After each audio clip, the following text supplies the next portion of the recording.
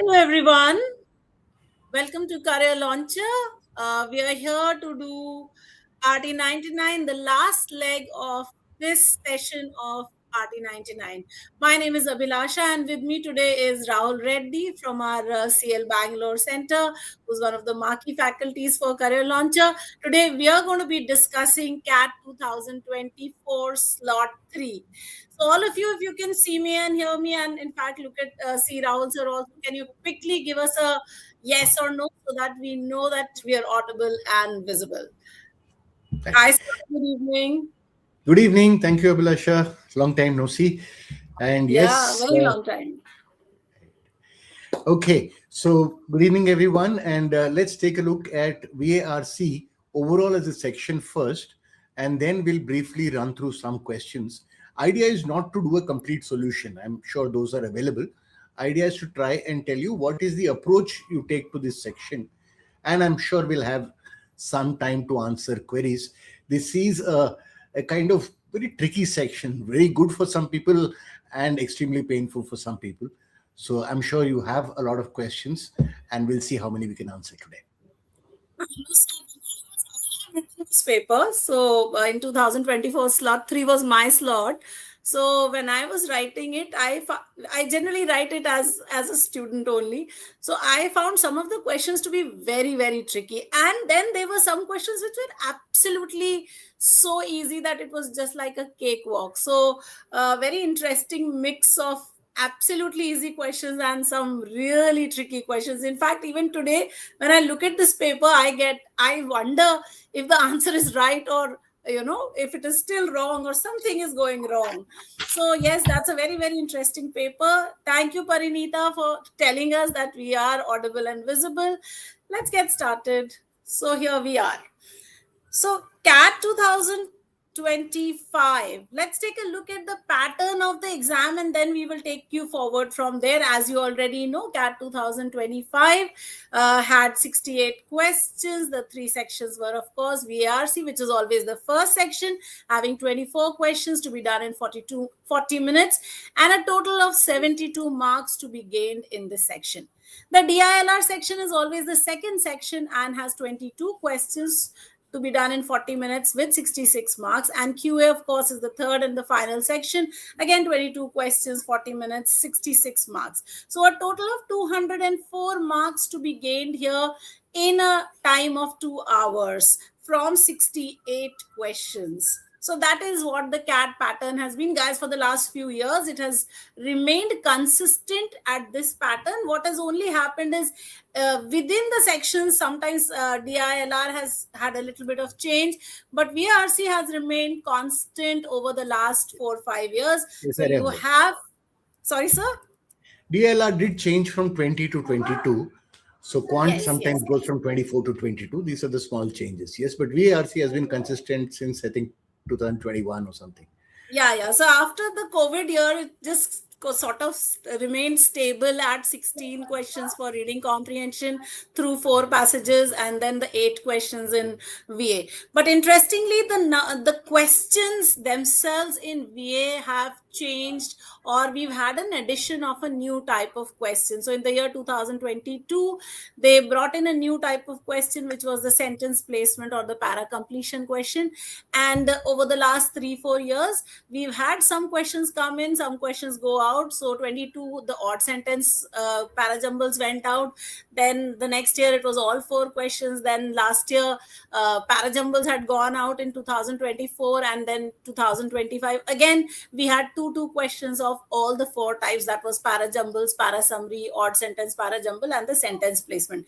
So within VA there has been a shift every year for the last 4 years, ever since they brought in the sentence placement question. I don't know if that is going to happen this year and they're going to pull out a question, or do the same as 2025, which is to have 4 questions, all the 4 types, 2 questions each. So your take on this? Anything that you would say? I think let's move forward. I think there is an important point on this that we will make. When we look at these 16, there are reading comprehension, or let me call them as passage comprehension, right? There is a passage, 4 questions. Now Absolutely. all the types of VA questions: paragraph summary, paragraph jumble, odd sentence in a paragraph, and sentence placement in a paragraph. So we actually look at it, all of them are paragraph based, and you could call them as paragraph comprehension. So fundamentally, it's all comprehension. One is you're looking at a logic at a passage level, and then looking at comprehension at a paragraph level. Fundamentally, the skills being tested are the same. Absolutely, sir. You're so right. People used to say that they're different skills, but actually it's the same skill. You put together 3 paragraphs and you've got an RC. So it is essentially mastering paragraph comprehension. If you've done that, then you've mastered this entire section. So that's something that we must keep in mind while we are preparing for our CAT VARC section.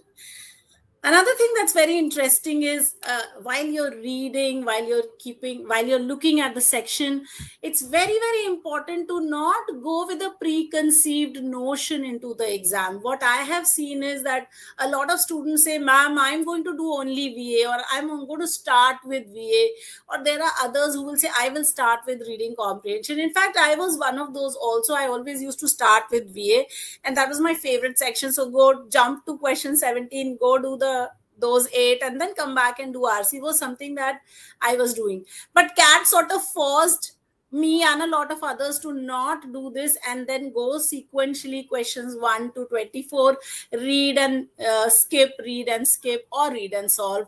So interestingly, this is very important, that while you're looking at the section also, you should not go with a pre-decided sort of a frame of mind that this is what I'm going to do.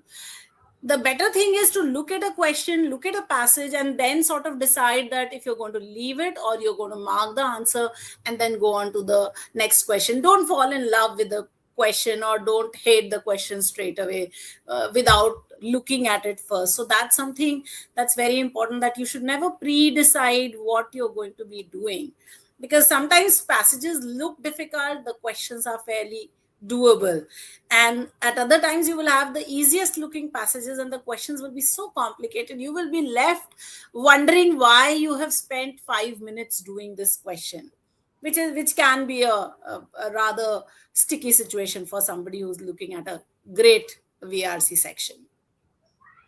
Right. So let's understand one thing. What is fundamentally different about VRC compared to, let us say, quant or LRDI, right? In quant LRDI, you are asked to be selective in the number of questions you do it, right? Unless you're like super stud at quant, then you don't need much advice and you can attempt 20 out of 24 questions in quant. For normal people, the advice in quant and DLR is be very selective, especially quant. Pick the questions that you can solve, don't waste time on the impossible questions, and then get a decent, right? So you could attempt maybe 12 questions, get 10 correct, and get a pretty good percentile. That is not something that is likely to happen in VRC, right? It's very, very difficult to attempt 12 questions and get 10 correct. Right? It is much better to go for a slightly higher attempts and a more moderate accuracy, right? Just bear me out here. I'll give you some numbers, right? Suppose you attempt 18 questions, right? In 18 questions, if I get every third question wrong, kitne correct hue? 12 correct, 6 wrong. What's your net score? 30 plus. Why did I say 30 plus instead of 30? All 6 wrong questions. Negative. All 6 wrong questions may not be negative. They might be 1 or theta wrong. So you might get a 32. That much, right? 30 plus, say, what kind of percentage do you get? Definitely above 90. In some CAT, you might even touch 95. And this is with a moderate attempt. 18 is not a very high attempt. And a very average accuracy, which is every third question is going wrong. And you still get a good percentage. Now let me take it one notch higher. Suppose you attempt 20 questions. And instead of every third question going wrong, every fourth question goes wrong. Accuracy is still 75%. If you tell your quant teacher that I have 75% accuracy, he or she will not be happy. But verbal teacher, I'll be very happy. Because what happens when you have 75% accuracy? 15 correct, 5 wrong, 40 plus. 40 plus is definite 97 plus, 98. That's the kind of score you will get if you have moderate accuracy, but slightly higher number of. So don't try to be very careful. I will answer only if I'm 100% sure. That works in quant, does not really work in verbal RC. You have to take a little bit of chances. That doesn't mean you will get 6 correct and 12 wrong. Then it won't work. Then no strategy will work. That I think will be really dangerous for anyone who's doing that. Okay. So the other thing people ask is, how do I manage the time? Right. So approximately 8 to 9 minutes is my take for a well-prepared student for a passage. Right. There are some who will do it in 6, but we're not talking about exceptional people. Right. So 8 to 9 you will need. So 24 to 27 minutes for 3 passages. And then you have 12 to 16 minutes for VA. That's one approach. Obviously, somebody can ask, why can't I do all 4 passages? Kar sakte ho, but obviously you need to have a capacity. Then you need to do a passage plus questions in 7 minutes. 7 4 28, you will have some time for verbal. Or you want to say, no, verbal, anyway I get very poor accuracy, so let me spend all my time on RC. Could be done. But either way, we need to get to that 16, 18 attempts. Attempting less than that is going to be difficult. At the same time, you have to maintain at least 60, 65% accuracy. And that's the challenge. Yeah, what I have noticed, sir, is that what you were saying about the 3 RCs and the 4 RCs, when I write CAT, I find it slightly difficult to reach my 4th RC if I do all the VA questions. So if I miss out on a couple of VA questions, then I'm able to do my 4th RC also. तो वो एक challenge हो जाता है कि VA करना है या नहीं करना है, 1-2 questions, and then you can do the 4th RC also. So yes, that's a question that a lot of people do ask also, sir, कि 4 करने हैं, 3 करने हैं, how many RCs should you be attempting? So what I'm trying to do here is to give a plan, right? I'm not giving the same plan for everybody. I'm giving the logic behind it, right? So go with an idea that, look, 16, 18 attempts you have to reach. Without that, chances are low, because if you go low attempts, you need very high accuracy, like 85% accuracy. That's very difficult to get in VARC, right? So you have to go to 16, 18. Then you will look at, don't push the attempts if your accuracy is very low. Suppose your accuracy is 45%. So पहले उसको fix करते हैं. Don't keep it the same number of attempts, or slightly lower attempts, fix the accuracy and then move forward. Right? Once you reach 65% accuracy, which is roughly 2 out of 3 correct, then you can slowly increase the attempt. Next time try 18, next time try 20. See if you can push it a little bit. Right? Yeah. So this is the score, percentile and score and net questions chart for CAT 2025, where if you look at the VARC section, sir, a 99.5% comes at a net of 16 questions or a 47 score. Right. So like you said, if somebody has attempted around 18, 19 or 20 questions, then there is a very high probability that they will be able to get there to that 16 questions and get to that 47 mark score. Interestingly, there are lots of people who don't do as many and who are not looking at leading their score with VARC and probably are looking at leading their score with QA or DILR.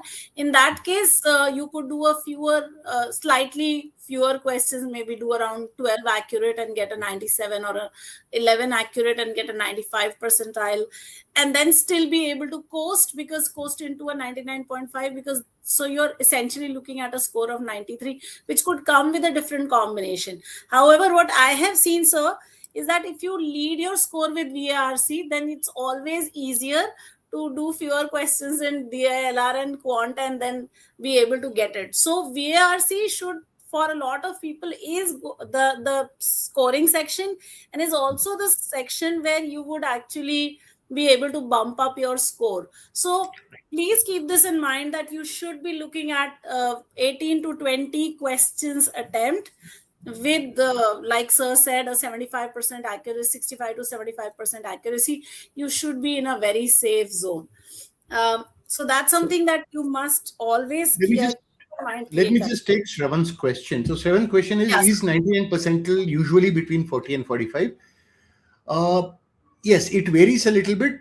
For some reason, 2025 it went slightly higher. If you look at slightly lower accuracy, it could be between 40 to 43 types, right? I think this is how it is, right? So So this is how it 99 was in percentile, 2000. yeah. So if you look at it, it is ranging from 40.5, 38.5 to about 45. That is the range for 99 percentile, right? So in that sense, the range can go a little bit, and thankfully, CAT has become a fairly standard exam nowadays. You don't get too much of variation. So across 5-6 years, the worst is about 3-4 marks range, right? Right, Shravan. So 43 is a pretty good score. And it should be definitely good enough for 99, possibly more. Right? Now, the other question we have to look at it is, if you want to improve from here, are you going to push up the attempts or the accuracy? If you're already attempting everything, then obviously accuracy is an issue. If you're still say I'm attempting only, perhaps you're attempting 20, 21, maybe you can see whether you can get the remaining attempts also. Right? So if your accuracy is fixed, push attempts. If accuracy is not fixed, first fix accuracy. So I have a question here. So for example, there are many students who have just started in the month of January end, I mean by January end or February. So for somebody like that, what is it that they should be fixing? The attempts or the accuracy? What is it that they should be racing now towards? That's a pretty good question. Depending on how comfortable or confident you are, you start with some number, right? Depending on time management, how much time, mostly reading time is the criteria. If you're very slow in reading, then it affects the number of questions you can attempt, right? So start somewhere. Start with, okay, let's start with 16 attempts. See how the accuracy goes for 2 marks. If it is going very low, then cut down even 16 to 12 maybe. So it's okay. Doesn't matter where you start. When I say minimum attempt should be 16, 18, that is by November, not right away, not when you start prep, right? When you start prep, you may not be able to do 18. That's fine. The whole purpose of prep is so that you get there. So you may start with 12 or you may start with 16 attempts, but first fix accuracy, then go higher. Don't rush into more and more attempts when the accuracy is a problem.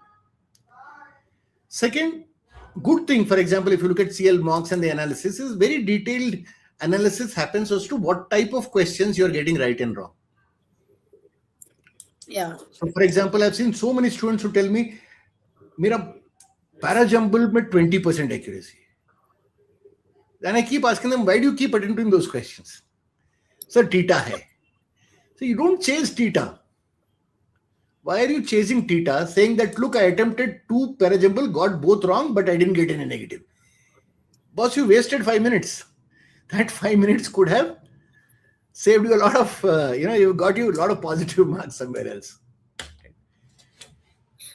So I have another question at this time. When you said कि वो theta नहीं करना चाहिए, क्या is this the time to decide what type of question we should be doing, or is this the time to just practice and learn to do all types of questions? So at home and in class, etc., you practice all questions. There's no doubt about it. It is only that in the exam, when you have limitations of time, then you are forced to choose, right? So suppose I have only 4 minutes left. I have para summary and para jumble. What do I do?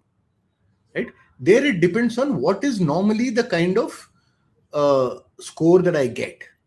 What is normally the kind of accuracy I get? And that is exactly where the CL's analysis will tell you. Say traditionally, average of last 5 mocks, my accuracy in para summary was 50%.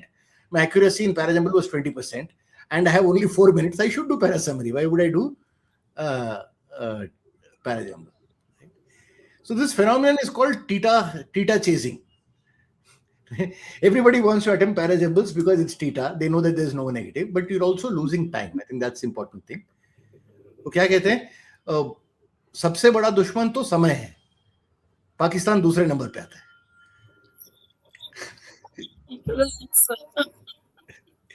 है. ठीक है. Yeah, DILR is on the higher side for this particular. Normally doesn't happen. If you look at a longer term trend, you will see that For the same percentile, verbal is highest, followed by quant, followed by LRDI. So 2024, this was a bit of an exception. Otherwise, LRDI normally for the same percentile. If you compare 99 percentile across different section, VA is normally the highest, quant is second, and LRDI is the third. Yeah. So Anubhav, I think 2025 could be a scaling issue. I'll have to check on that, right? But normally you're right. Normally you get a higher percentile for the same score in LRDI, and then quant and then verbal. Verbal is the most scoring area, followed by quant, followed by LR, normally speaking. There could be exceptions. From what we have seen in the last 5 years, अगर आप देखोगे तो 99 percentile जो है highest scores जो है वो verbal में ही है. The other sections you haven't had as much score as you would have had in verbal. The 99 percentile may have come at a lower number of questions, but score maximize ultimately our goal is to maximize the score. Yes. So it's not about where is the 99 percentile, it's also about where can I maximize my score, which is something that you can do very easily with verbal, and the other sections you won't be able to. So my thought was that if you're chasing a score of 95 or 99, which is what you would need to get into a top IIM. So that was my perspective there, that chasing a score would be easier with a VARC section leading. If you're looking at, for example, 99.5 is 93 here. If you're looking at a 93, if you get anything less than 35 in verbal, it's going to be tough. Suppose you get 33, you need 60 in the other two sections. How do you get 60 in the other two sections? I mean, it's possible, but it's not going to be easy at all. Then effectively, you need a 99 in DILR and a 99 plus in quant. Right? So that's what happens when one section, especially verbal, if it goes down, then the asking rate for the other two sections goes very high. Plus the fact that verbal is a starting section, so ideally you do it well, you go in with a confidence for the rest of the sections. Yes. Absolutely. Sure, let's move on. So this was the pattern of CAT over the last 4-5 years, from CAT 2021 to CAT 2025. Of course, we've already discussed it, that 16 questions in reading comprehension, and there have been a bit of switches in VA. So we've had 3 questions of para-jumbles, 2 questions of para-jumbles, 0 questions of para-jumbles in 2024. And then para-summary has remained in the paper, but number of questions have changed in different years. Odd one out went out 1 year, so then it came back. So 2022 it went out, it came back again and has been there. This is actually sentence placement, not para completion. Yes. Yeah. So sentence placement has been there consistently for the last 3-4 years, ever since it has made a presence felt since 2022. We've had sentence placement consistently in the game. So, okay. So any inputs on this? Yeah. Let's start with this. I think one is, let's not over worry about small changes, right? As we just discussed, the verbal questions are fundamentally similar. So if you look at para-jumble and odd para-jumble, odd one is easy compared to para-jumble, but the conceptual knowledge required is exactly the same. You are supposed to, which is a starting sentence, which sentence is connected to which one, all that, very similar.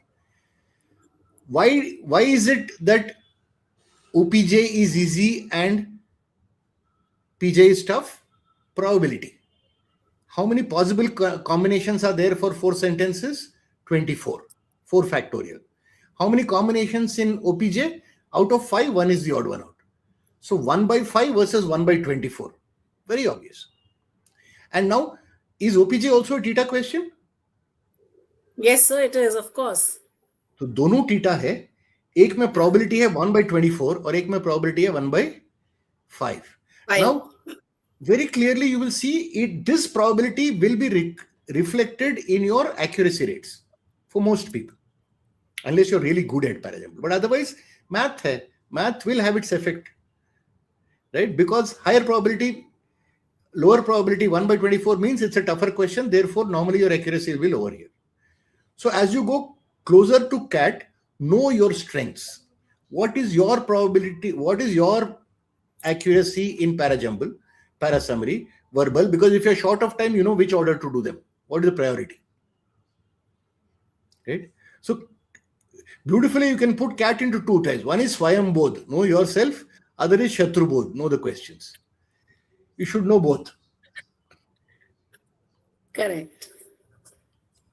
Okay. So Tarang had a question. He says, पहले 2 RC, फिर verbal, फिर RC, या पहले 3 RC, फिर verbal. I don't think there is an answer for it. If you have reading fatigue, you think switching the questions helps, then you can go for it. I don't think there is a fundamental time per question difference. Because see, when I'm saying 9 minutes, 8 to 9 minutes for RC, I'm basically looking at 2 minutes per question. And when I say 12 minutes for 6-7 questions in verbal, it's also 12. But I understand for some students, verbal is little faster compared to RC. So find the right balance. There's no one answer. The best thing is try it out in different mocks, see which one works for you. Yeah. So this is how CAT 2025 slot 3 appeared to whoever in terms of level of difficulty. So from all the scores that we collect, we do create this chart where you can see how people fared while they were attempting this. So of course, you can take a look. Here are the 4 reading comprehensions. So your take on this, and then of course followed by the VA questions. Okay. Was it all in order? I don't remember exactly. No, they were not in order. CAT 2024 was the Okay, year that the jumbled questions started. That is why we put them in the end, but the we put numbers them in are, the if you order. look at the numbers, yeah, 1, 2, 3, 8, 13, Okay, 18, right. 19, and We have 24. put That them was in. the, That makes sense. yeah. Just to make our lives easier and That is true. while doing the analysis. Again, it's a good thing to know and look at data like this, but sometimes you don't get any very clear-cut insight of this, and it is not predictive in the sense that it's going to happen like this. So you can't go with this and say, "Acha, I will only get 3 difficult questions in RC." Not necessary, right? Second, some of the 4-5 really difficult questions in verbal may not appear that difficult to you, right? Because some of them were genuinely tricky. Some of them hinged on 1 or 2 hidden clues there. Sometimes you get the clue and the whole thing opens quickly, right? But yeah, over a period of time, in the mocks, understand what you're good at and learn to get better, right? See, when I say also that some of the questions are tough, it's also toughness based on answer choices. So which is when a question looks easy, passage also looks easy, but answer choices are so close, right? So question difficulty does not mean unreadable passage. In fact, in the last few years, I have barely seen an unreadable CAT passage. I think long back, some philosophy and enlightenment of British kind of stuff, 21, 22. Yeah, but after that, they haven't put out any really difficult passages. The passages are becoming easier and easier to read and interpret. Much less of interpretation, very, very literal passages, to be very honest. Very important point to note this is, look, if the difficulty is coming from the questions and the choices, then that is where you put the time. जहां difficulty है वहां समय जाना चाहिए ना. So if I'm saying 9 minutes for a passage, I would rather have 3-4 minutes for reading and all the remaining time on the questions. Ideally, I would do 3-6 if possible. I'm not trying to prescribe rules for everybody, but in general, read the passage a little faster. When I say 3 minutes, it's not very fast. 400 words ka passage in 3 minutes is 140 words bhi nahi hai. Right? 135, 133 words per minute, which is a very normal speed. Mid-schooler can do that. Right? Yeah, correct. So don't. And also the passages are very easy also, sir, to read. Easy. So time goes because you're afraid. You want to keep reading the same thing again, and don't overdo that. Don't overread passages. Don't try to overanalyze and say, I want the meaning of every word, every sentence. Not required. As long as you understand, comprehension is the name. As long as you understand the passage, good. Read comfortably. You'll finish in 3 minutes. You'll understand decently. Move to the questions. Questions, you spend a little more time. When there's a tough question, when choices are closer, spend a little extra time, 20 seconds more, 30 seconds more. Go back to the passage, check it a little bit, then come back. Going back to the passage is a good thing. If anybody says that wastes time, please don't do it. It really gives you a good accuracy. And going back and finding something in a 400-word passage should not take more than 10 seconds. Right? So be happy to go back and verify from the questions. You may do it 2 out of 4 questions. You may do it 3 out of 4 questions. No problem. Because when you go back and check, your accuracy becomes good. You will not trust your own memory.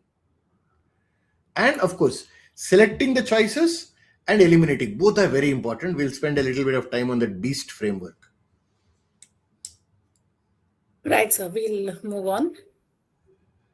One thing that I really wanted to point out here, and I just wanted to take a second, is that before you read a passage, you can't really say, or before you actually start solving a passage, you can't really say if a question is going to be easy to attempt or not. And therefore, look at this. If you look at the RC distributions here, what you will realize is that the easiest of the questions are lying with the toughest of the questions. So to say that which RC you're going to do is something that is going to be very difficult. The passages were all easy enough to read, but the questions were tricky. So the thumb rule here should always be you read, and once you have read, then you either answer it or you move on. So this should be what you should be doing, and not getting that मैं 3 choose कर लूं, मैं 2 choose कर लूं, and I will do that, because 2 choose करके या 3 choose करके maybe your accuracy isn't enough to get to the score that you're looking at. So therefore remember this, that you must take each question, decide, and then go on. So I'm not against people leaving questions. I'm just saying give it a fair chance.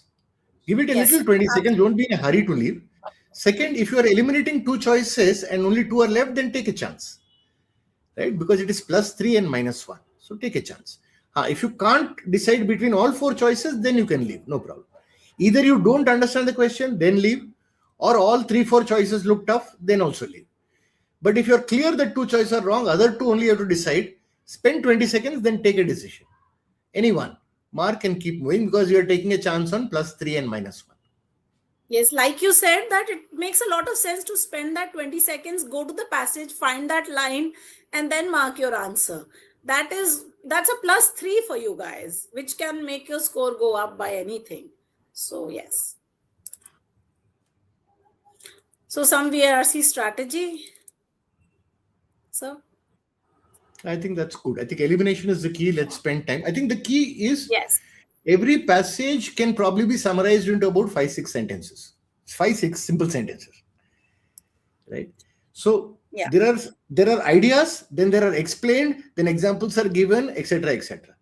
So if you only focus on the ideas, see, one important thing I'll tell you is, for me, opinions are more important than facts in a passage.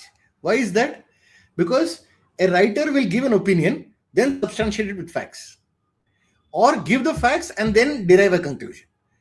For me, the claim and the conclusion are more important than the facts. Facts are side actors. They will support the main conclusion. So focus whenever the author says कि ये मेरा opinion है, फिर साबित करूंगा, या फिर they will give the facts and then say this is the conclusion. Focus on the conclusion or the claim made by the author, not the facts. Facts are only supporting. absolutely. So that's so true. And also, like we said, elimination is the key. We will go to the paper now and get started. But before we do that, the beast mode, that's so important for elimination. We have been using this in class also, so a lot of you would already be aware of this. But nevertheless, let's talk about the beast mode and how we are going to be using it to eliminate. So when you are looking at your options, here are 5 things that you keep in mind while you're looking at the options. And these are popular option traps that the question setters have used over a period of time, and we have sort of put them together. So of course the first one is broad options, any options that are too general or too overgeneralized or too broad for you, for you to answer the question. Also we will put the narrow options here only, let me put that also. So any option that's narrow, that means it is over specific to a particular line or to a partial answer, is also something that you should eliminate straight away. Extreme options, any options that use language that is absolute, words like no, none, never, will, must, always, necessary. And if these are not used in the passage, remember these are going to be an extreme option, and then you must do away with those also. The alien option, which is the A of the beast mode. So you were Just saying one something. point here. So Yeah. one of the things you'll understand is that CAT passages are all taken from reasonably mainstream sources, right? Either physical or digital, newspapers, magazines, well-known blogs and so on. For example, they've taken from Aeon, they've taken from Washington Post, they've taken from New York Times, they've taken from Guardian. These are all mainline.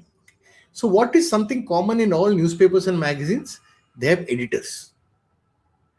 It is not like Yes. social media where you can write whatever abuse you want, right? So because there are editors, because journalists take some responsibility, because they might face cases if they write whatever they want, they are normally much more moderate in tone. So they don't go extreme. One odd journalist might go, but in general they don't. And because they don't go extreme, that gives us this extreme option. Right. So, okay. So the third track that you will find, guys, will be the alien options. Now, any option that brings in new concepts, something that is not discussed in the passage, an unrelated concept, is something that you must eliminate again. Remember, the passage is talking about a certain thing, that there is a main idea that the author wants to convey to you. Anything beyond that, beyond the scope of the passage, then will be something that you can eliminate straight away. The sidetrack option is the one that really confuses a lot of us. Why? Because it is a word or a sentence or a phrase that is in the passage. So while you're reading, you have read this particular word, and it is stuck in your mind. So when you look at the option, you're like, oh, I have read this in the passage, and then you immediately go ahead and mark that option. Remember, that is why earlier also Rahul sir was saying that if you are at the last two options, go and check. I also say that all the time, that if you are at the last two options, check the words very clearly, because there may be a sidetrack option which may have some text from the passage, but it may not be related to the question, or it may just not be the right answer. So please remember this and eliminate all the sidetrack options. The fifth option trap that you have is the tone mismatch. So a lot of times the author is trying to convince you of something, and so his style is very persuasive in the way he's talking, and the option that comes up is something absolutely different. So remember to check if the tone of the option and the tone of the author are matching or not. If they are consistent, then only you will take that as an answer. If they're inconsistent, eliminate. Now, tone was a question type that was really I'll say, I think there were two questions in this CAT 2024 slot 3 that were from the tone type. So of course, while we are doing the paper today, we will discuss those questions, but tone mismatch is something that you must remember while you're eliminating your options also. So that is the beast mode. Remember, broad or narrow, E for extreme, A for alien, S for sidetrack, and T for the tone mismatch. Things that you must always remember while you're eliminating your options. I'll just take 30 seconds here. One is, with credit to the original inventors of beast, let me make it sea beast, right? Something that comes from the dragon from the sea, or kraken, right? C stands for contradiction. Something that contradicts facts given the passage, right? When facts are given, they are premises, they're given the passage, they're taken to be true. So if you contradict, that's one of the easiest ways in which you can eliminate option. Then 10 seconds to add a little bit to sidetrack. Sidetrack happens when something is partially correct. right? When most of the answer choice appears correct, but there is one word or phrase which changes the meaning and you're in a hurry and then you don't see that. The second thing that happens is when the answer is perfectly correct, it is consistent with the passage. When the option choice is consistent, it's probably been quoted in the passage, but it is not the answer to this particular question. Right? So these are two common types of sidetrack traps, and being aware of them. So, for example, something is correct as per the passage, but the question says is the main idea. Obviously, it's not the main idea. So that's the point. Okay, let's move on.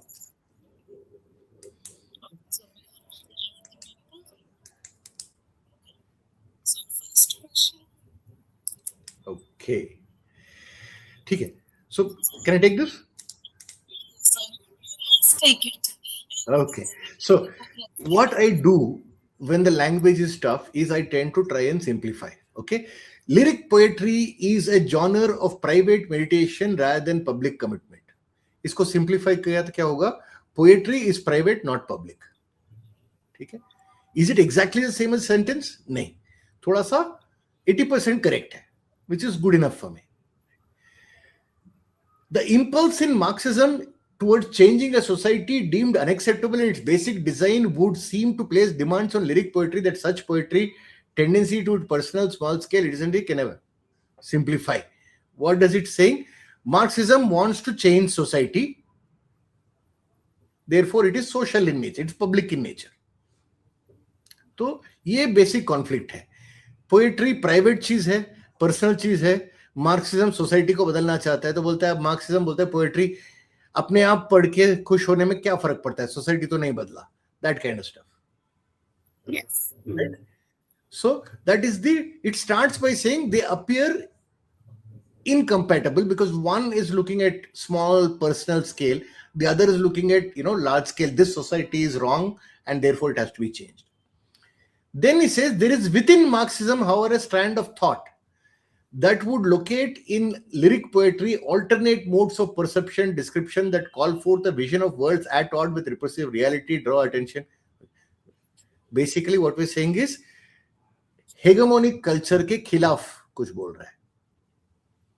Poetry can do that at times, and that Marxism appreciates, saying that there are certain ideas which go against the dominant culture, which is the hegemonic culture, and that is appreciated by Marxism. That's it. And these are the broad thing that I got. And hopefully it will be enough for me to get the answer choice done. Marxism makes unreasonable demands on lyric poetry. Okay, would seem to place demands on lyric poetry that it cannot answer. So, ठीक है, unreasonable demands हो सकता है. However, lyric poetry has its own merits which are largely ignored by Marxism due to its personal nature. I think this part is not matching. We are not saying that Marxism is ignoring the merits of lyrical poetry. Problem ये है कि जो भी merit है, so Marxism is not saying it has no merits. It is saying मेरा काम का चीज नहीं है, क्योंकि मुझे सोसाइटी बदलना है. Right? So I think that is the part. And what is missing from one is that last part, which is there is a subversive element in poetry which is appreciated by Marxism. जो surface पे incompatible है, लेकिन कुछ aspects compatible है. That is what the passage is saying. That second part is not there at all. Second option, the focus of poetry, personal, correct, may not seem compatible with Marxism. I like this. Because he's not saying it's not compatible. It appears not compatible. ये भी सही लग रहा है. However, it is possible to envisage lyrical poetry resistance against oppressive culture. ये तो match हो रहा है. Saying that on the face, not compatible, but एक हिसाब से देखे तो compatible. So this one actually works well. But quick check on 3 and 4. I won't finally mark unless I see the others. 10 second और लगते हैं देखने में. Don't be in a hurry. The focus of lyrical poetry is largely personal. Marxism is bringing change to society. यहाँ तक ठीक है. Unless this difference is resolved, poetry remains largely utopian. ये क्या है? You're basically saying unless you become compatible with Marxism, poetry का कोई practical value नहीं है. That makes sense. It's going beyond what it says. तो Marxism has रेजोल्यूशन की बात ही नहीं करी थी यहाँ पे एक्चुअली पैसेज में कि डिफरेंस को रिजॉल्व कर लेंगे. So that was it is something that was saying not there in the surface passage. incompatible, but certain aspects might match. Right? Fourth brings completely alien things. Marxism has internal contradictions. I think there is one strand of Marxism which sees something positive in poetry. That doesn't mean that we can conclude that Marxism itself has internal contradiction. Okay. So I think 2 is the best of option. It highlights the main point that we are saying, that by its nature the two sound incompatible, lekin actually high compatible. That's the part. At least to some extent compatible. That is Yes, somebody has already given answer much earlier than us. Good. Wait for it. 5519. wait for it. Yeah, we were waiting. Yes, so that was a good answer. All right. Okay. So para completion. This is a very interesting question. This was about a picture that was published somewhere, and picture is better known as the Napalm Girl. So that now sentence completion is a form of para jumble only. Why do I call it a form of para jumble? Because here is a sentence and there are 4 blanks, and in one of the blanks the sentence is going to fit. Now how do I see if it fits? Is by checking if the previous sentence and the sentence after the blank will sort of form a sequence with these 3 sentences. So how I do it is I number these sentences as A, B, C, and D, and then I sort of check if A1 and B will form a pair. If they do, then 1 will be my right choice. Otherwise, I check B2 and C if this is going to be the right thing, if C3 and D is going to be the pair, or if D and 4 form the sequence. So this is how I sort of create my a series of para jumbles. I know I'm sometimes very, very slow at these things, but this is how, to my mind, it makes it very easy to then match my sequences. Now, when I read the paragraph, of course, I never start with the sentence. We'll always start with the paragraph first, so that you know what you're talking about and then sort of see where the sentence has to go. So let's quickly read the paragraph and then we'll take the question. The horrifying photograph of children fleeing a deadly napalm attack has become a defining image not only of the Vietnam War, but the 20th century. So there is a photograph of children who are fleeing an attack, and that is supposed to be the image of the century. Dark smoke billowing behind them, the young subjects' faces are painted with a mixture of terror, pain, and confusion. Soldiers from the South Vietnamese Army's 25th Division follow helplessly behind whom, of course, the children. The picture was officially titled The Terror of War, but the photo is better known by the nickname given to the naked 9-year-old at its center, Napalm Girl. So that is the passage. It is talking about a picture which has become very, very popular. There are some children who are fleeing an attack, and there is smoke that is billowing behind them. They're running away and the smoke is following them. The children are full of terror and pain and confusion, and they're followed by this South Vietnamese Army's 25th Division. And then we talk about the picture being officially titled as The Terror of War, and also better known as the Napalm Girl.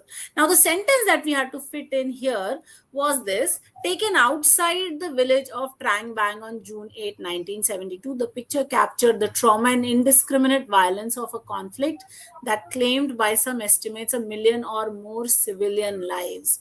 So now, if you look at this sentence, it is giving you an exact detail of when this picture was taken. Now, what is it, showing? It is definitely showing the trauma and the violence of a conflict that claimed so many lives. So now, if I were to put this sentence in place of blank 1, what would happen is that sentences A and B, the sentence A talking about this photograph becoming a defining image, where it shows these children and the smoke billowing behind them. So the them in sentence number B actually refers to the children in sentence number A. So what happens is, now if I were to put the given sentence in between these, then the connection for the children, the pronoun connection for the children and the them would not fit. And therefore blank one cannot be a good place for me to put my sentence. If I look at the next set, dark smoke billowing behind them, which is sentence number B, the young subjects' faces are painted with a mixture of terror, pain, and confusion. And then the next sentence says, soldiers from the South Vietnamese Army Division follows helplessly behind. So here are the children who are running away. The smoke is following them, and the soldiers are following those children. So again, between sentences B and C, there is no space to put up a sentence which talks about the date and time of the picture and what it is showing. So therefore blank 2 is also not a good choice for us to place our sentence. If you have to look at now blank 3, so we started with saying that soldiers from this army division are following helplessly behind, and then so that was the sentence which talked about the soldiers, and then I have blank 3, and then it starts talking about the picture was officially titled The Terror of War, but the photo is better known by the nickname given to the naked 9-year-old girl at its center, the Napalm Girl. Now, blank 3 can be a good choice for us to put, because till now we have had a set of sentences which have all gone together. A, B, C have sort of formed a set, and now we start talking about the picture. So blank 3 is a good place for me to place my sentence. If I say taken outside this village on June 8, 1972, the picture captures the trauma and the violence of this conflict, which claimed 1 million or more civilian lives. And then we go into the detail of the fact that the picture was officially titled The Terror of War, but it is better known as the Napalm Girl picture. So 3 to me looks like a good place to put our sentence here. Now, if I'm to look at blank number 4, so I talk about, so sentence D talks about the fact that the picture was officially titled The Terror of War, but the photo is better known by Napalm Girl. And then taken outside the village of Trang Bang, it captures the trauma and indiscriminate violence. We've already spoken about the violence and trauma in the previous sentences. Therefore, to place it now here sort of makes it a little awkward, and that's why 4 for me is not a very good choice to put my sentence. So I would go back to sentence number blank number 3 and say that would be the right place for me to place my sentence in. So the correct answer here would be option number 3, which is so blank number 3, option number 1. That's how I would mark my answer. So your take on this? I am very quick while solving. No, I think it's well explained. So the passage starts off by talking about horrifying. So what is horrifying? Mixture of terror, pain, confusion. So that connection is very clear, right?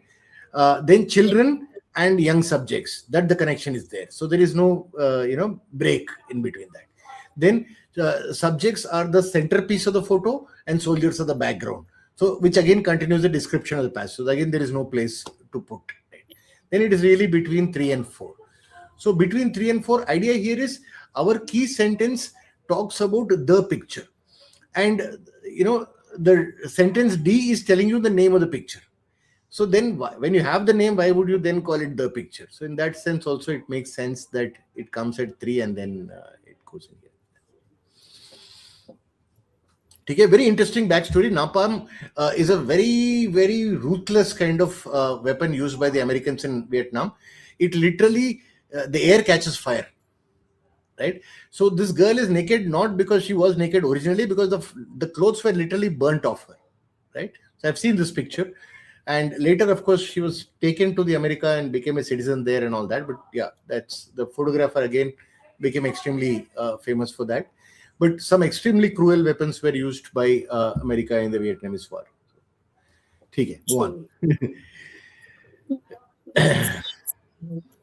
Okay, sir. This is this was very, very painful. I think when I came, I also wrote the same slot exam. When I came out of the first thing people want to discuss is by a trad wife ke liye kya mark kiya, tips and all that. I remember we came out and everybody was like asking this question, trad wife kya Large tha? part of the problem happens because we don't have contextual knowledge about this. So we normally never hear of what is this trad wife thing, types and all that, right? So normally when we have some knowledge on the subject, it adds and connects, makes it easier. Anyway, choice of very close, and that's the key part.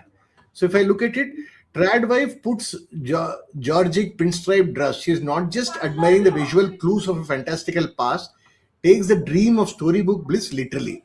I think this is important here. So she is not just acting, she literally believes, right? She ends up delivering an unhappy reminder of how much our lives consist of artifice and play acting. So this again important here, right? So two things we'll have to understand. She actually believes. Second, her belief makes us question our own artificialness. Does it mean that she's doing it to remind us of our artificial lives? Was that her intention? We don't know. Is she deliberately mocking us? No. I think what happens is what she is doing has an effect on others. Not necessarily intentional. Maybe she is not even aware of the effect that it is having. And that's a very key part. And unfortunately, that small nuance is where the question hinges. Right? The trad wife outrages people because of her deliberately regressive ideals, and yet her behavior is indistinguishable from the non-trad wife. So non-trad wives are questioning her, they are condemning her, they are saying that you are following some regressive idea, but then their lives are no different. Okay, the trad wife's trollish genius is to beat us at our own ground. This is where it actually misleads. So trollish genius would like us to believe that she's actually trolling us. But as she said, no, she actually believes in it. She's not doing an act to try and blame us. Okay. By insisting that idyllic cottage dream be real, right down to primitive gender roles, she leaves the others feeling hollow and cheated. Because the price we pay for taking too many things at face value. Okay. So iska kya kare? Trad wife with her vintage dress and traditional role highlights the superficiality of modern life and challenges current social norms. Looks okay. Trad wife vintage dress and adherence to tradition reveal the artificial nature of modern life and superficial values. ये भी ठीक लग रहा है. Trad wife's commitment to outdated. सब ठीक लगते हैं initially. Right. So then we slowly push a little closer, trying to decide these choices. I think one we take is, look, artificial है कि superficial है. Similar है दोनों, exact same नहीं है. Right. So it seems to be that the focus is on. So artificial होना चाहिए ना, because passage में भी उसने बोला है कि artifice and play acting को दिखा रहा है. So artificial, it's not कि superficial मतलब ज्यादा meaning नहीं है. कि surface meaning है, understanding है. But that's not the point. यहाँ पे इसको clear artificial बोला है. Right? So superficial वाला हटा देते हैं. Which means option 1 and 3. Now, between 2 and 3, there is reveal and exposes. यहाँ पे intent आ जाता है कि is she deliberately exposing or what she does tends to reveal. So here we see that the trad wife is not some artistic genius जो सोच समझ के दूसरे को ट्रोल कर रहा है या उसको उनका hypocrisy दिखा रहा है. No, she is just doing something because she believes in it, and that coincidentally reveals that when we try to troll her, we find out that we are also leading an equally artificial life, and that is the thing. So जो reveal is probably a better thing than exposes. Exposes looks like she is doing it deliberately, that her objective is to expose the artificiality of modern value. I think that is not something that we can assume. So 3 is the correct, yeah. 2 is the correct. Yes, right. Yeah. But let me clearly tell you that इतनी समझ बाद में आई, right? this would be very tough for any verbal expert in the real exam. So let's be clear. कुछ bounces आते हैं, कभी छोड़ना अच्छी बात है, ठीक है? That's fine. I remember I got stuck in this question. I was stuck between. I actually didn't come to option 4. I was stuck between 1 and 2 only. So then I left this question because I could not decide between 1 and 2 only. So I sort of left it. And it's a smart thing to leave questions if you can't do them. Okay, so chale next question pe chalte hain. Okay, we have. So I think we are going a little long on time. So let's try and pick certain things. Shall we do this passage? I think so. Good. It's a very nice passage. Yeah, it looks very good. Right. So again, I have a tendency to say, okay, when I read a passage, I'm looking at how can I simplify a passage into 4 or 5 sentences? And normally one passage, one sentence, one paragraph, one sentence, right? Yes, that's what I do also. So the entire first paragraph is languages become endangered and die out for many reasons. What are all the reasons? I can't remember all that. That's going to be detailed, too much detail. Right? Suppose there is a question which is connected to what are the reasons why language die out. I know answer will be in paragraph 1. So kya chinta? And all the reasons I will read. I'm not saying I won't read the first paragraph, but I will not try to remember the first paragraph. I will not try to deliberately remember. I will just keep it in mind that there are multiple reasons for death of languages, and that is connected to para 1. Then para 2 continues, talking about indirect reasons why language dies. Okay, para 1 is direct reason. जो language बोल रहा है उसको मार दो, उसके बच्चों को हटा दो ताकि वो ना सीखे वो language. These are very direct physical reasons. This is dominant culture. इसमें क्या है? People who follow other languages, they themselves shift to the dominant language. Okay? For example, कोई छोटी language है, जैसे people say ना, lot of small dialects in North India have disappeared because Hindi से ज़्यादा use है. They will say, अच्छा दूसरा बड़ा शहर जा रहा हूँ तो मेरे को हिंदी सीखना पड़ेगा, ये काम आता है, वो काम आता है, सरकारी पेपर इसमें आते हैं, एग्जाम इसमें लिखते हैं. So Hindi, English become dominant and smaller languages tend to die out. Right? So for example, in Karnataka, Kannada is dominant and obviously English is there. For some people, Hindi is a third language. But what about something like Tulu? Tulu is spoken in some parts. वो नहीं आता है. So this is things that are happening. Right? People see the benefit in adapting to a normal language. So it is not direct annihilation, but indirect domination that happens. So this is about direct reasons, indirect reasons. Third paragraph क्या है? When you lose a language, what do you lose? So सिर्फ language नहीं जाता है, उसके साथ एक उसमें language से जुड़ा हुआ knowledge जाता है, cultural knowledge. I think that's the key. And that's a big loss. फिर उसके examples वगैरह दिया है. But I think that's enough for me. That when we lose a language, we're not only losing a language, we are losing a certain culture and knowledge which is connected to that language. Then next paragraph talks about solution, saying that liberal arts wale students hai, when people get educated in liberal arts, there is a lot of reward. Okay, so one is directly some of them will pursue linguistics and actively work towards language preservation. So this paragraph really is about active preservation of language. Okay, but that's a minority of students. The next paragraph says, ठीक है, majority of liberal arts students will not actively work towards this thing. फिर भी फायदा है, which is indirectly they will support. Why indirect benefit? Indirect benefit is they become more culturally sensitive, they understand cultural biases and so on and so forth. So that's the so in generally बोल रहा है language loss is a bad thing and liberal arts can help. And the last sentence is just an end of dosage of positive, which says that hey, there is some success that we are seeing in preserving of languages. It can work. हो सकता है, language बचाए जा सकते हैं. So if you see, you're fairly quickly able to put it into blocks.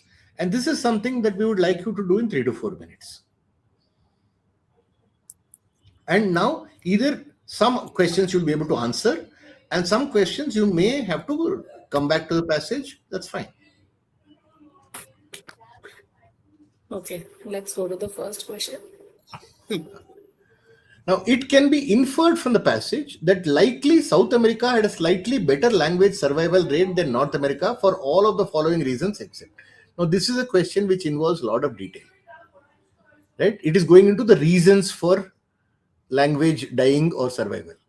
North America versus South America. Itna yaad nahi hai mere ko, so I have to go back to this passage. So where do I get this information that survival rate was better in South America? Last sentence. But why? Have they told us what they did in Central America and South America? No. There's only one line there. Ki end result language survival rate was better. Why it was better, we don't really know. Okay. But then we have to infer. So we are comparing with North America. What have they done in North America? Perhaps some of those things they didn't do in South America, which is why the survival rate was better.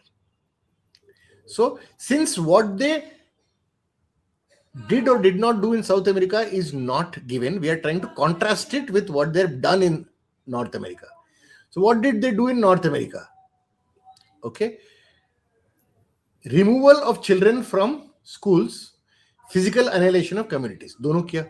Directly लोगों को मार दिया, बच्चों को हटा के कहीं और रखा ताकि वो पेरेंट का लैंग्वेज ना सीखे. ठीक है. That is given in the passage. European colonies allowed children of native speakers to stay at home, which is contrast to US, contrast to North America. तो ये हो सकता है. This could be a reason why language survival was better, because north America में बच्चों को हटा दिया, वहां से लैंग्वेज लॉस हुआ. साउथ अमेरिका में शायद नहीं हटाया या कम हटाया, जिससे लॉस कम हो. So this is a possible reason. We are looking for exceptions. Not many Native Americans were directly killed.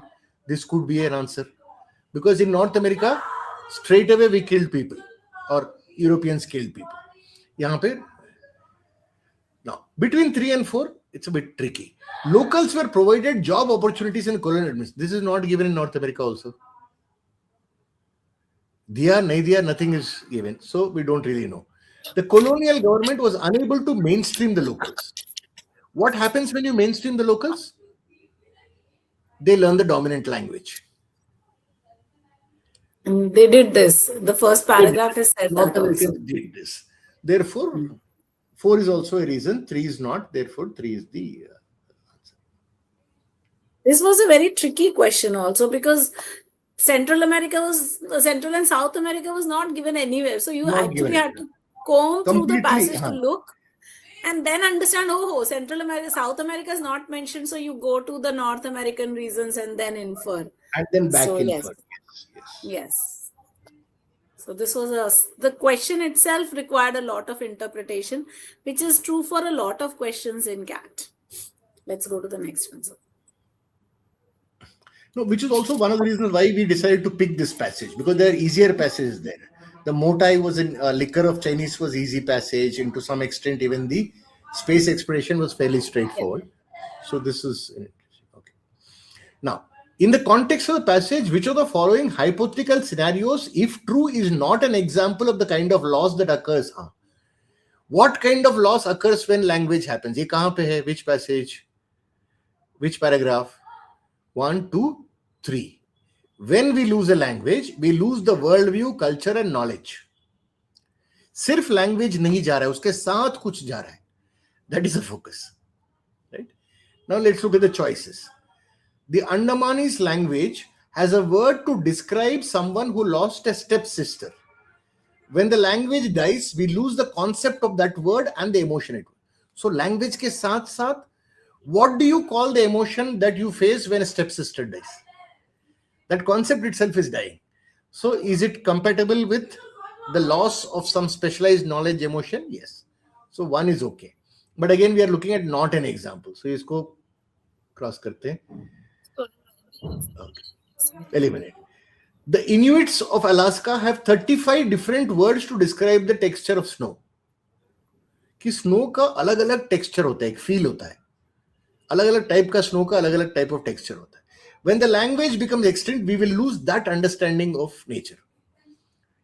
कि स्नो के इतने डिफरेंट टेक्सचर होते हैं, वो नॉलेज जाएगा हमारा. Which also knowledge of environment. Perfect. तो ये भी वैलिड है. The Nicobarese language has 20 different moods of the ocean. By the time the last speaker is educated, they will have forgotten the language. और ये language जाएगा, but language के साथ क्या जाएगा? ओशन के मूड्स का जो डिस्क्रिप्शन है वो भी जाएगा, which is also working. Last one, the Lamkangs of Manipur have only 3 remaining native speakers of language. When they die, we lose one more group from the government list of indigenous tribes. The tribe ja raha hai. So 4 says the tribe will go. Right? Last people of that tribe are gone, which is slightly off topic, alien. But even if you assume कि language जाएगा, but the question is, what do you lose along with the language? That is not given here. Only saying that people will die, that language might die. There's no additional cultural loss that is connected to language. So 4 is the option that we are picking.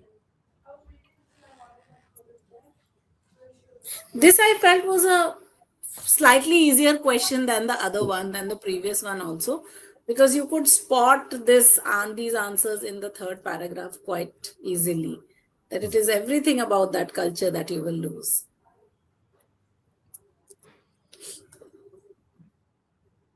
So we've come to the next question. Right. So which one of the following hypothetical scenarios, if true, would most strongly undermine the central idea of the passage? Okay. So passage starts by saying languages die for many reasons, direct and indirect. And when we lose a language, it's a loss to humanity because we are losing cultural knowledge.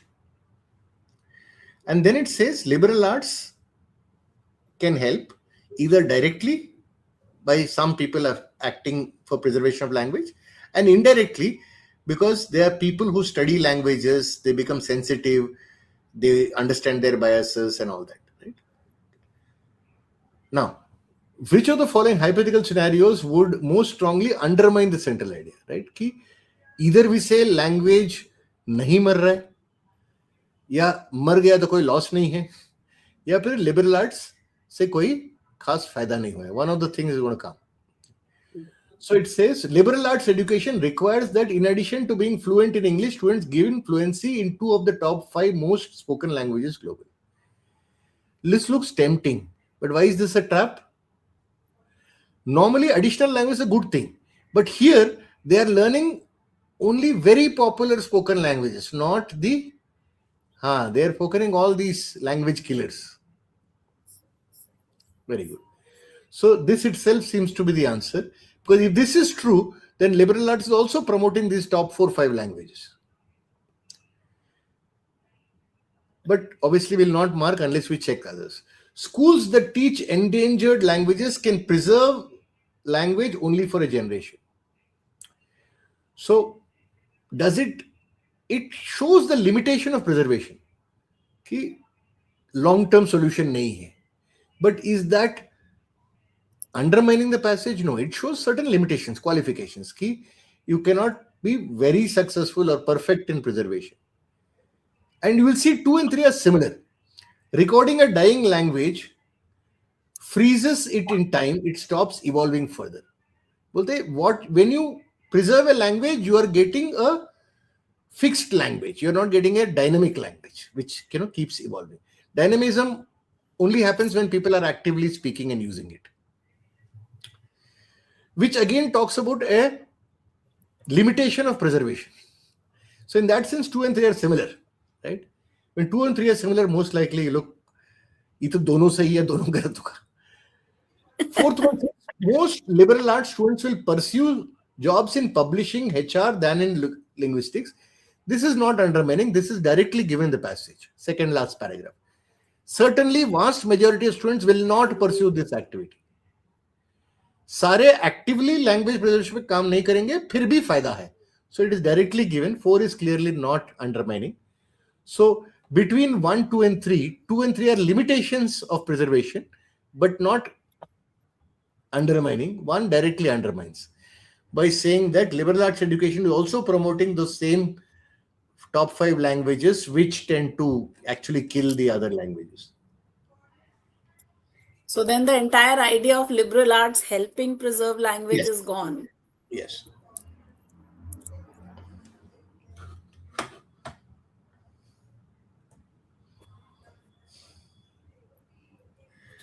Okay. The author believes that a liberal arts education combined with participation in language preservation empowers students in all the following ways except. Right? Again, this is a direct question. Liberal arts के अच्छाई यहाँ कहाँ है? Second last paragraph में है, right? They are sensitized to the existence of different cultural perspectives, practice. Students are more likely to articulate insights into their own cultural biases, more empathetic to individuals of other cultures, communicate successfully across linguistic cultural differences, all that. Multiple cultural perspectives, etc., etc. So, overcome cultural barriers to communication. पक्का है, हमको accept चाहिए. So, 2 is out. Better understanding of their own culture. It is given. They are sensitized to cultural perspectives and practices, including biases of their own. So this is also there. Learn different languages. When students study languages other than their own, so they are doing it. So 2, 3, 4 are directly given. Establish schools to preserve languages. Some of them might do, not all of them. Right? In fact, majority will not do this kind of activity. So which is why 1 is the.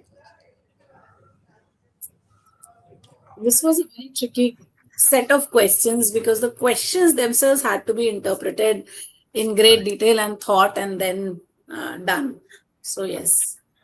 So I think. So should we do this question or should we go on? I think we can skip. You can pick 2 or 3 more questions rather than do too much. Yeah. Okay. You can pick. So this is fairly straightforward, this passage. Yeah, the space one was fairly simple. Again, this one was also a very easy para completion. Since we have done para completion sentence placement, let's do say odd one out kind of questions. Right? Let me take you to a summary question. Would this work, sir? Sure, we can do that. Okay.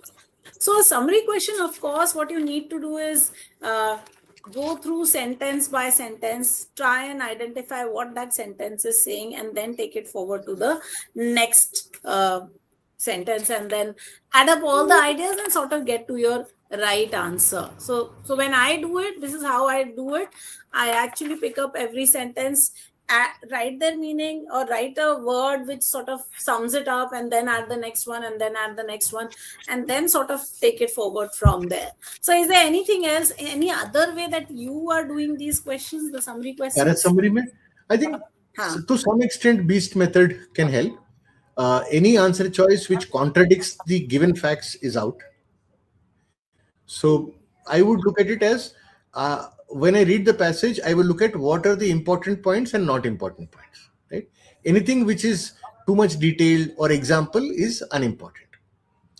And what is the main idea is important. And then when I look at para summary choices, I will look at 1, is there anything contradicting the facts? That is easiest to eliminate. Second, is something missing the important points? Or alien is next. If something is bringing in something not even there in the passage, that okay. Then we look at is an important point missing. Is an important point missing? Okay, something that I consider critical. And the last one is something unimportant being included. So something alien that is added into the passage. Not alien, something that is there in the passage, but I didn't think it's important, but it should not come in the summary, but it has come. So should I say it is a sidetrack option? Yes, yes. Okay. So let's go through this question. So humans have managed to tweak the underlying biology of various plants and animals to produce high-tech crops and microbes. So we are talking about how we are changing or tweaking or modifying biology of plants and animals to make them high tech, both the crops and the microbes. But regulating these entities, remember words like but, yet, however are very important, because they sort of say that what is coming after these is going to be very, very important. So, but regulating these entities is complicated. So he starts out by saying that humans have managed to modify the biology, but to regulate it is very, very complicated. Why? Because the laws or the framework is outdated and is not flexible enough to adapt to emerging technology. We are changing things every single day. The laws are very outdated, the frameworks are very outdated, and they're not even flexible enough to change very quickly. So therefore, the regulation of all of this is very, very complicated. The question is whether regulation will ever be able to keep up with human innovation, to regulate living things which are apt to be unpredictable and unique, to capture all the potential risks when new biological entities are introduced or when they pass on variations of their genes. So author is now bringing in the third thought. So first thought was that we have changed or modified biology. The second thought was that regulating is difficult because the frameworks are outdated and inflexible. The third thought that the author brings about is that there is a question whether these regulations can ever keep up with the changes, because the changes are happening so fast. I mean, they're lightning fast. Even today, everything is changing so quickly. The laws are still outdated. Even when the laws are updated, they still can't keep up with the pace of change of human innovation.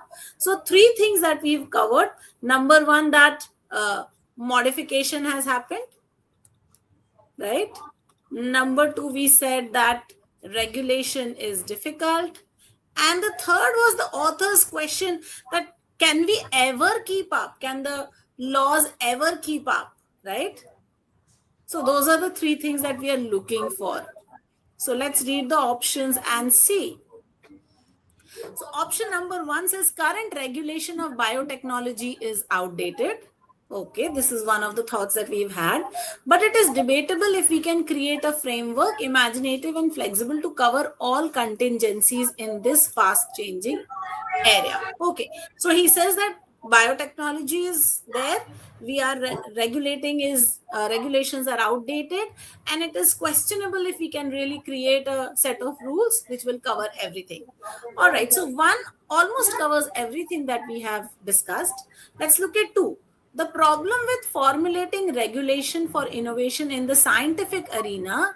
Okay, my question is, are we talking of scientific arena? Isn't that too broad? Is that it is impossible to imagine the outcomes and risks related to the outcomes of all the research. Now here I have two words which are, or two sets of phrases which I have problems with. The passage was talking about biology, of plants and animals. The option number two talks about scientific arena, which sort of makes it very, very broad, right? And then it says it is impossible to I imagine the outcomes and risks related to the outcomes of all the research. So I have two words which are also very, very extreme. So that sort of points to me that option two would not be a good choice for me. I look at option number three, a new framework of rules and procedures for regulating the most recent research emerging from biotechnology is urgently needed to keep up with this rapidly changing discipline. The author has not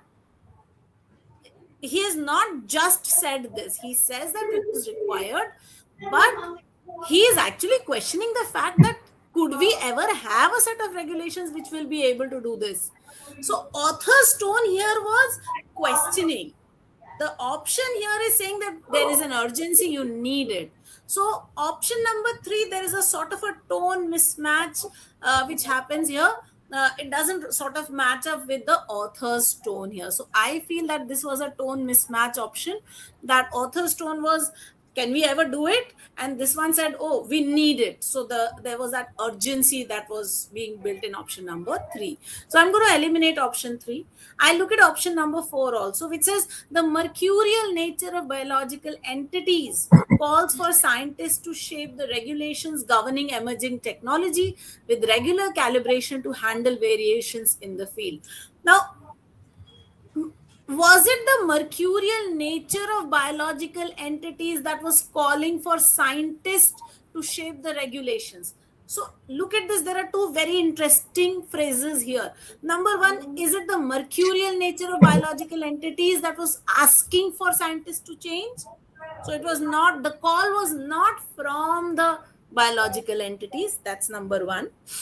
Number two, was it the scientists who had to shape the regulations? So neither of this is mentioned in the passage, and therefore this is an alien option for us. So I will eliminate and I will go back to option number 1 as my best choice option here. Okay. So you have something to say? No, all good, all good. Very, very clear. Okay, chaliye, let's go to the next one. Shall we do this odd one out question also? We'll be able to cover one odd one out also. Okay. Right. Shall I? Huh. So Yeah. 1, 2, 3, 4, 5. When you have odd one out, as I said, I like the odds here. 1 by 5. Right. Second, I don't even want to look at which one starts the sentence. If I get it, it's good. Otherwise, first thing is a pair. The minute I get a pair, suppose I get 3, 4 as a pair, I know that both can't be odd one out, which means they have to be part of the answer. Then automatically now it's 1, 2, or 5 the answer, which means your odds have become from 1 by 5 to 1 by 3. Even if one pair changes the way things go. Second thing, understand that all of these form part of a paragraph. Okay. What is the rule number 1 of a paragraph? Rule number 1 of a paragraph is 1 paragraph, 1 idea. 1 nation, 1 election. एक paragraph एक ही idea होता है, ठीक है. Now, in many cases, the option which is the odd one out has a slightly different idea. It's not easy because it's not going to be outright different. It's going to be slightly different, right? But once you figure out 2-3 sentences key, these 2-3 sentences should be a part of paragraph, you will also get an idea what is this main idea. Once you get a main idea, you will find one answer which is a little different. So let's look at this. To create a synapse, the neuron has specialized structure, often seen as tiny swellings at the terminal end of the axon, where it stores the chemicals that are emitted to transmit a signal to the next axon. तो दो neuron connection होता है, वहां पे signal transmission होगा, end of the neuron पे कुछ axon होता है, ठीक है. This is talking about the mechanics of transmission of signal, कि सिग्नल कैसे ट्रांसमिट होता है, ठीक है. Second one says this fetal warm-up act. This, I love words like this. This is a connection word. This fetal warm. Which fetal warm-up act? That means 2 is connected to something. The soldering of neural connections before the eyes actually function is crucial to the performance of the visual system. Okay. Well, this fetal matlab something which is before birth, right? Related to birth. Good. So this we need to find कि ये this क्या है. Second, the reasons for this pairing back. अच्छा, और एक this आया, ये भी है, मार्क करते हैं. Pairing back मतलब going back or reducing. So what is being reduced? Some other connection is there. Is a mystery, but synaptic pruning means again reducing. So synapses are being reduced. Is thought to sharpen and reinforce the correct synapses while removing the weak and unnecessary ones. Okay. Neural connections between the eyes and brain are formed long before birth. Okay, before birth. Fetal. Eyes and brains. Visual system. Connection हो गया. 2 और 4 का connection हो गया. In parajumble, I'd be worried कि 2 पहले आता है, 4 पहले आता है. यहाँ पे तो ठीक है. 4 पहले आएगा, but it's not even important because 4-2 pair है, मतलब 4-2 आंसर नहीं है. ऑड वन नहीं है, दोनों ऑड वन नहीं हो सकते. Then 5. During this rehearsal period, synapses, points of chemical connection, are generated in great excess only to be pruned back. ये भी आ गया. Excess and paring back. Pruning तो direct word है. So 3 और 5 का connection है.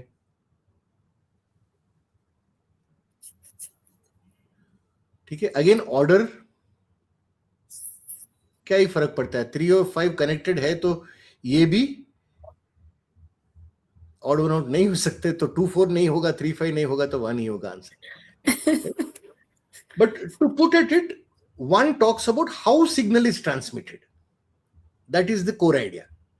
But 2 3 4 if you see, it is talking about a particular scenario where some connections are formed and then pruned back, a process that happens before birth. वो central idea है. And one obviously is different from that. तो ये actually बहुत जल्दी हो गया कि दो अलग अलग क्लियर डिस्टिंक्ट पेयर मिल गया, तो automatically you eliminate all 4 and then come to the answer. Doesn't always happen that easily. ठीक है, process is the same. This is a lucky question. Yes. Sir, should we do this passage or? I think we should be okay now. If there are any questions, we'll take, because passage will again be similar. Yeah. Not a difficult passage anyway. No, this was fairly easy. One of the easier passages that is there. Right.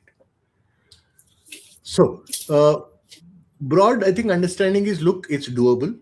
There will always be a mix of easy and difficult questions. You can't get all the questions right. But attempt enough, get enough right, and the score will go. Okay. We are talking about 16 to 18 would be a good attempts. Obviously, those who can do higher than that, I have no problem. Provided accuracy is at least 1 out of 3, which is 66% accuracy. 2 out of 3 going correct kind of stuff. Right? Anything higher is no problem at all. And as we just look, we need to score in verbal. Just about verbal mein cutoff clear karna is not going to be enough, because you will struggle to cross 99 in the other two sections. Okay, so a decent score, I won't say very high score. I'm not saying 99.5, but at least 96, 97 in verbal is a base that will help you make the other sections good. That's it. Okay. Second, manage time well. Have a plan in mind. Okay. Every mock, you may not be able to implement the plan properly. That's okay. If it goes wrong, we learn from it. क्या गलत हुआ इस time? Sir, second passage बहुत painful था, मेरा 12 minute लगे. ठीक है, गलती हो गया, उसको समझ लिया. Let's see how we can learn it. या फिर थर्ड क्वेश्चन में 2 चॉइस इतने क्लोज थे, मैंने 3 मिनट लगा दिए. ठीक है, as long as we learn from it, it's fine. All mistakes made in the mock are acceptable, provided we learn from it. So I have one more question to ask you. What should we do? What should a student do while they're analyzing a mock for VARC? I mean, quant and DILR में तो mistakes notebook बना लेते हैं, formulae learn कर लेते हैं, check कर लेते हैं कि incorrect है तो क्या करें या shortcut सीखो. But what is it that you should do while you are doing analysis for VARC? थोड़ा similar है logic, but let's look at it. One, I think, is check strategy versus execution. My strategy was, let us say, 3 passages, 9 minutes 27, 12 minutes for verbal, where I'll attempt at least 6. Suppose this was my strategy. Then I will say, bhai, hua kya actual life mein? Was I able to do it properly in terms of, executing that time plan at least? Did I take too much time, too little time? Did I go too fast? That kind of stuff. Second, I will look at is, I will divide errors into 2 types, where I can identify the reason for the error and understand the correct answer very quickly when I look at the solution. Because I'm sure every student has seen this. कितने बार भी solution पढ़ो, you will still not agree. You will say, नहीं 1 भी हो सकता है, या 1 ही सही था, 3 ही गलत है, solution ही गलत है. ठीक है. What does it mean? It means the choice, like trad wife वाला question. आज भी डिबेट कर सकते हैं, 40 मिनट डिबेट कर सकते हैं उसके ऊपर. But so there we are saying is there is nothing much to learn from that. वो तुम्हारी गलती नहीं है, क्वेश्चन ही ऐसा है. हाँ, but lot of errors, but that is not the, and you will keep blaming that. ऐसे question कैसे दे दिया? ऐसा question CAT भी देता है. What we have to understand is ऐसे question 2-3 ही थे आपके, तो 8 error हुए, बाकी 5 से सीखो. So what are the learnable errors where you can identify the mistake and see, right? And then we say, okay, what mistake did I make? Did I not use the BEAST framework? Did I miss? Did I not? I read option 1 and 2, 2 सही लगा, mark कर दिया, 3-4 पढ़ा ही नहीं. पढ़ा होता तो then I would have got something there. Or did I refer back to the passage? Should I have?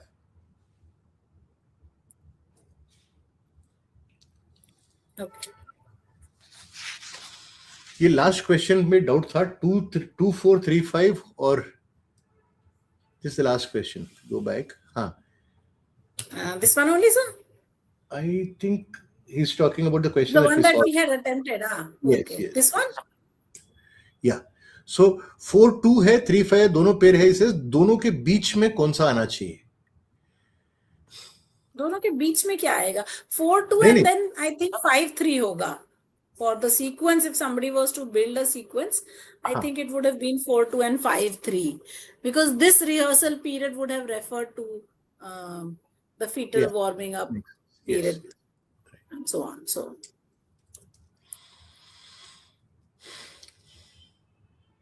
okay, sir. Shall we wrap up the session? Absolutely. All right. So, okay. So, guys, our test series is live now. So, you can, of course, join in. This is the closest to the exam structure. So, if you wish to put yourself to the test, please enroll. We've already started it. For enrollments, you can use this QR code. Okay, so coming up, RT99 Headstart 3. We are already in Headstart 2. This is the final session of Headstart 2. Now we're coming to RT99 Headstart 3, where we will deep dive into CAT 2023 slot 3. So session 1 is April 18, Saturday. Session 2 is April 19, Sunday. And session 3 will be April 25, Saturday. So register now for your RT99 Headstart. Thank you so much. If you have any questions, we are here for a minute. Okay, one question. When is the next mock scheduled? You would have to go and check in your MyZone, guys. I think one important thing all of you should remember is that CL does a select number of mocks at actual venues, or simulated venues, which are very, very similar to the CAT centers. So I think that could one more reason why you should seriously consider looking at the CL test series.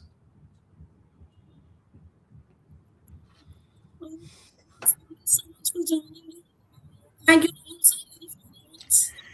Thank you, everyone. Good night and have a great weekend. Thank you, guys. Bye-bye. See you in RT99 Headstart 3.